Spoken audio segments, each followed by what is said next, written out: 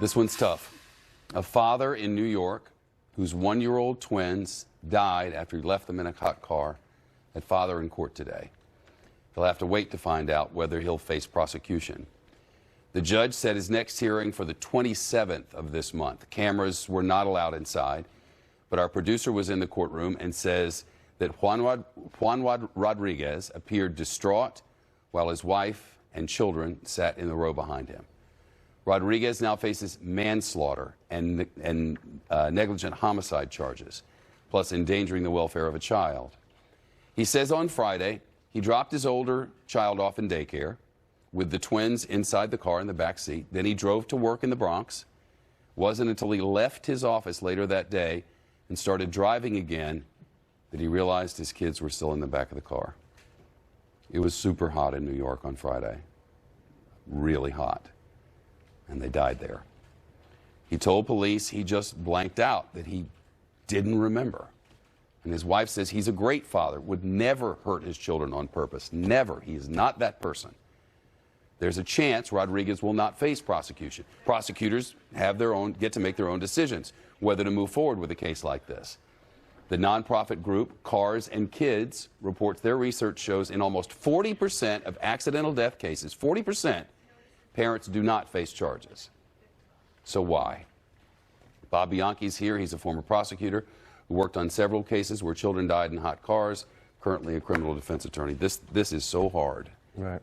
Because you know, the father, who by all accounts is a great father, think of what he's going through. He's got a life sentence right there, Shep, and that's why as a prosecutor, if there was no other evidence of child abuse or neglect, or they weren't under the influence of drugs or alcohol, and they simply made a tragic mistake, I never prosecuted because I knew, what are we going to do? We're going to hit a fly with a sledgehammer here and put this person in jail. Is that really accomplishing deterrence? Is that really something that is in the best interest of society? I don't think so, absent any other circumstances, which appears in this particular case. This was a good father who just forgot, and I don't think you can prove a case forgetfulness isn't necessarily negligence. Without passing any judgment, there's another argument, and that is the court has to be the advocate for the child who is now gone.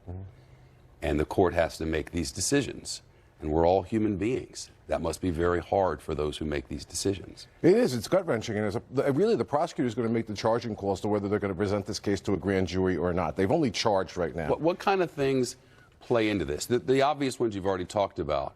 But like the stress of the day, what plays into this? Yeah, you really want to debrief the guy and find out exactly what it was that led him to forget. First of all, you want to be convinced that he forgot. It wasn't just one of these situations where he said, I'll leave him in there and they'll be fine, because that's a completely different case. Right. Then you actually face the risk, and you made a choice to put that child in that harm's way, and that child died. That person would get prosecuted. You have two victims here, so that's something that's going to be weighty on the prosecutor as well. The twins.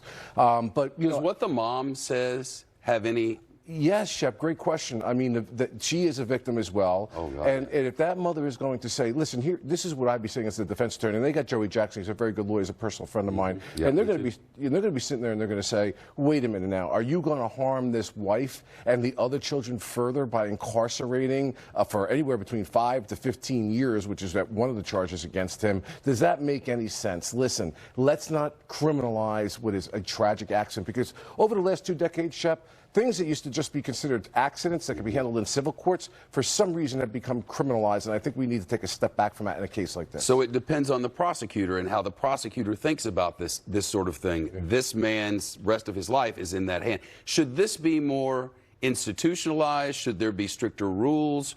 Or is using your own common sense when everyone doesn't have common sense the right way to go? Another great question. Prosecutors are reposed with a tremendous amount of discretion in charging decisions and whether to go forward with cases or not. And as you suggest, one case in one county, a prosecutor could sit there and say, no way am I going to charge for this. And you could step over a geographical line into another place where you got a prosecutor that's like, I'm going to charge every single case like this. So while there is disparity there, and I know that nobody likes disparity in the legal system, I'm still not a fan of having a one-size-fits-all approach. I think each county prosecutor should, within their jurisdiction, be able to, hopefully, if they're competent and they're professional and they know what they're doing, make their own decisions. Your heart hurts for all of them. Yeah, absolutely. Thank you, Bob. You got it, Chef.